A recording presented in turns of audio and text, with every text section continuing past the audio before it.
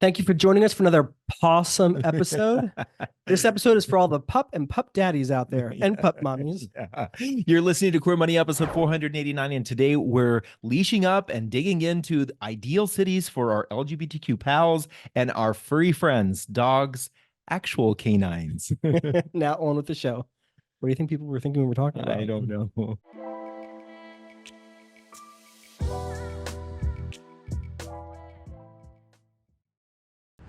With no fees or minimums and no overdraft fees, banking with Capital One is the easiest decision in the history of decisions. That's banking reimagined. What's in your wallet? Terms apply. See CapitalOne.com/bank for details. Capital One, N.A., member FDIC.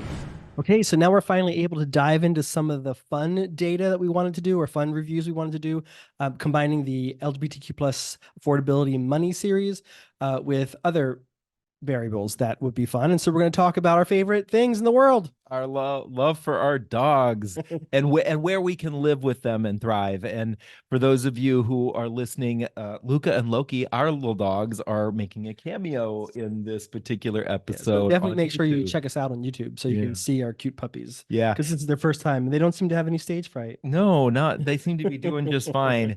What we did is we went out and tried to find some data around some of these interesting topics. And for this particular episode, we used Forbes Advisors came up with a list of the best cities for dogs in 2024. And we'll link to that in the show notes or in the description below on the video or the show notes and in your podcast player. What's interesting is they looked at 93 large cities and they came up with what they wanted to call the top 25. And we used that top 25 as a way for us to come up with basis of our list. Yeah, exactly. And what they used for that information when they're looking at these 93 large cities are things like the number of dog parks within the city limits. And also looked at the number of how many homes within a 10-minute walk of a dog park, as well as the availability of apartments that allow pets. And so for those cities that actually had a tie, the priority went to the cities that had the highest percentage of apartments that allow for pets. So as David said, we'll share the link to that Forbes article in the description or the show notes or the newsletter if you're subscribed to it. But we're going to read off our list here because we overlaid the LGBTQ plus most affordable LGBTQ plus friendly cities that we have gathered over the last year and overlaid that on top of their data. Yeah, we will share that every city that we did include on our list has 100 on Human Rights Campaign's Municipal Equality Index. So right. We won't repeat that over and over again. All these cities have 100, so a 100. So on we go, David. Yeah, unfortunately, not all the top 25 did, but all of these 10 did. So let's start with number 10. Number 10 is Portland, Oregon. Now, I know a lot of folks will probably say, that's BS. Portland isn't that affordable. Well, yeah, typically it's not considered to be that affordable, but it did rank really well for this list of great cities for dogs. Portland itself was the runner-up back on episode 409 when we looked at the state of the state of Oregon for the most affordable LGBTQ friendly cities. And one of the nice things, and I think one of the reasons why it did pop up on our list, is it did have the third highest median income, coming in at $63,000. We all know taking care of our puppies, whether it's food or pet care, health care for your dogs, is expensive. Right? All right, coming in number 9 on our list is Denver, Colorado. Again, not typically considered affordable, especially not now, thanks, California, but it does rank great for dog friendliness. And we can attest that because like everybody and their brother in Colorado, Denver specifically has a dog. I mean, you could just go to the mountains and go skiing and snowboarding, and there were just dogs everywhere, and it was great. Loved it. Denver did get the winning position on episode 473 of the Queer Money podcast when we did most affordable LGBTQ plus friendly cities in Colorado. It does have the second highest median and average incomes on this list, the $67,000 a year and $89,000 a year respectively. So get some nice incomes, and that can help offset some of those puppy costs. Yeah, and there are a lot of dogs there, right? Yeah. Yeah, it looks like there's an average of 22.1 dogs per every 100 humans. So there's lots of people who have lots of dogs. Exactly. All right, city number 8 on our list, St. Petersburg, Florida. Now we know Florida is under a state of emergency per HRC because of the issues that we don't need to talk about. A lot of issues there for LGBT folks, but there are still a lot of LGBT folks who live there. Yeah, I will say that the Florida episode has garnered the most comments from people who go there or live there. So despite the fact that it's in a state of emergency, there are a lot of LGBTQ plus people who live there, and all the more reason why we need to keep supporting people there. Yeah, I think that Florida has, per Williams Institute and CDC, has the third highest number of LGBT people out of any single state. Yeah. And I think that's just in part because of the population. But there's some other great things about St. Petersburg. St. Petersburg is a very diverse city. 26.7% of the population identify as Hispanic or Latino. 21.8% identify as Black or African American, and 13.7% identify as multiracial, which means that more than 50% of the population there identify as people of color, which is pretty cool. Absolutely. Coming in at number 7 is also in Florida, Tampa. It's again, of course, under state of emergency as well. It did tie. Yeah, it did tie with St. Pete for the number 2 position. Yeah, exactly. It was the second most affordable LGBTQ friendly city in the state of Florida. Yeah, and we love Tampa. We've been there a couple times and have spent and enjoyed it. Actually went to Ybor. Sorry, when we recorded that episode, we actually said Ybor for some reason, probably because of laziness. We got scolded for it, justifiably so. We know it's called Ybor. It's got a great little LGBTQ plus community. We were very, very inspired by it.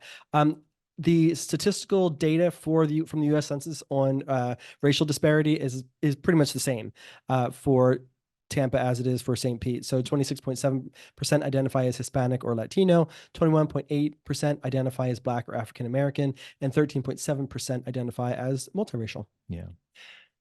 City number 6, Atlanta, Georgia. Again, unfortunately, another state that is in a state of emergency, but it's not typically considered to be the most affordable city or one of the most affordable cities in the country, but it did great on this dog ranking list. One of the nice things about it is it did come up as the runner-up position back on episode 465. Behind Decatur, right? Yes, exactly. Behind, which is a suburb. Yeah, exactly. So both the city of the actual city and county or city of Atlanta and the city of Decatur, both in the Atlanta metro area, were listed as the most affordable LGBTQ friendly. And here's probably the biggest reason why. It had the highest average and median incomes in our list: 70,000 for median, 105,000 for average. For this particular list. Yeah. Well, it's not only this list. I think it was back when we looked at the state of Georgia, it was that way, and it consistently on our list is always ranking as one of the highest income earning cities in the country. And of course, we know Atlanta is a mecca for the African American LGBT community. There's a lot of people, a lot of African American people who live there. Actually, one of our favorite neighbors who we used to live across the hall from in Denver, she lives there, and her son hired us to speak at Verisk when we were doing speaking gigs. Yeah, she actually used to make a 7-Up cake. and the best cornbread ever. Every time she would knock on the door, she's like, "Do you want this bag of cornbread?" We were like, "Uh-huh." Thank you very much. The mission of Queer Money is to financially empower the LGBTQ plus community. Join us in thanking Capital One for supporting that mission. So obviously we're continuing our Queer City series. You can catch that whole series by click the link here if you're watching on YouTube, or clicking the link in your podcast player if you're listening on your podcast player. Last week we covered the top 10 overall cities, part 2. YouTube viewers can watch that particular episode by clicking right here, and podcast player listeners can listen to it on their podcast player by clicking the link in the description. Yeah. Of course, we wanted to share a little more podcast love because we love getting this podcast love from you all. This one comes from Apple Podcasts. Coach JB4364 said, "I love listening to this show even as someone not in the LGBTQ space, because I notice my own misconceptions and ways I can better support my friends and family as an ally. We absolutely love that. So thank you for that comment. And we love getting comments like that. So if you feel inclined, please give us a rating or review on your favorite podcast player, or if you're watching, give us a comment on the video and a thumbs up. All right, city number 5, Baltimore, Maryland. Baltimore was the lowest ranking of the top 25 cities, but it, For dog friendliness. yes, exactly. It does make number 5 on our list, though, because of affordability. And it would have been the runner-up for episode 445 when we looked at the state of Maryland, had we not included DC as a part of Maryland as HRC did. But here's some of the reasons why Baltimore comes in so high on our list. It has the lowest cost of living of all the cities on this list, coming in at 91.3. And it also has the lowest home values, $179,000 for your typical home being purchased there. Again, gives you extra money to buy a bigger place, so you have lots of space for your puppies, as well as more money because of the cost of living, so you can spoil those puppies. Right. And we've seen several stories about there is a lot of investments being put into this, the city of Baltimore. So, that might be an opportunity for somebody to sort of buy a property at a low value and benefit from the appreciation that the city is putting into this. The government is putting into the city there. So definitely check that out if you're looking for an investment property or ideally a home to live in. Yeah. It also was a city that we stopped at for our Queer Money Live tour back in 2019. We did it at one of the LGBTQ centers there. And of course, again, this is a city that is a very diverse city, has a very diverse population. It's a high on the list of cities that are listed as the best cities for the African-American population. And I forget exactly where we did that talk, but that little neighborhood that we were in was really cute. A lot of little restaurants and cafes and stuff like that. And then we drove a little bit outside of that, and we went to a really good beer and burger bar afterwards to celebrate the talks. Coming at number 4 on our list is Chicago, Illinois. Also not typically considered the most affordable. It did come in at number 3, the third position when we did episode number 459 of the most affordable LGBTQ plus friendly cities. And the notes say Oregon, but I think we're talking about Illinois. Yeah. It has the third highest average income on this particular list, coming in at $87,000 a year, and the second lowest home values on this particular list, coming at $291,000 per property. We did our Queer Money Live bingo workshop for Reaching Out MBA, or the RAMBA conference last year, which the Queer Money bingo we're going to be taking on the road here shortly. So listen to more information coming out on the podcast as well as in the newsletter for how you might be able to attend that both virtually and in real life. Yeah. Obviously, Chicago is a very diverse population, a lot of African American and Black people there as well. And the average dog to human population is 22.2 puppies per 100 humans. Yeah. So take that, Denver. Really, just barely ahead of Denver when it comes to that ranking. City number 3 is Richmond, Virginia. Richmond, Virginia is a city that was towards the bottom of the list for Forbes. I don't want to say bottom of the list. It was the bottom of the top 25, which is still really, really good. Yeah, it came in at number 23, but it comes in at number 3 for us, again, of course, because of affordability. It was the winner for the state of Virginia back on episode 391 as the most affordable LGBTQ friendly city in Virginia. And this is in part because it has the third cheapest rent of the cities that we looked at here, coming in at $1,549 for your typical 2-bedroom, 2-bathroom apartment. Again, another city that has a very diverse population. Roughly 44% of the population there identify as African American. So that's one of the things that we're seeing here on this list is a lot of these are big cities that are very diverse cities, and we really like that. And I would say they're not the most affordable. Right. I mean, few of these have got the winning position on our particular list when we were just looking at affordability and LGBTQ plus friendliness.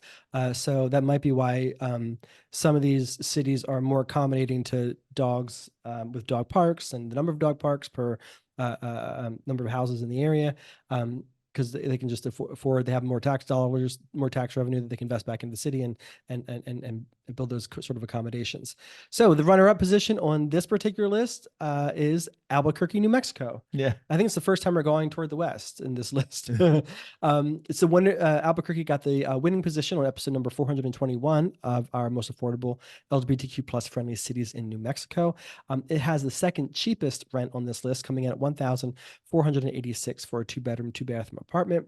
It has the third lowest home values on this list at $308,000 per property. And it has very high Latino population. So there's some diversity there as well. All right.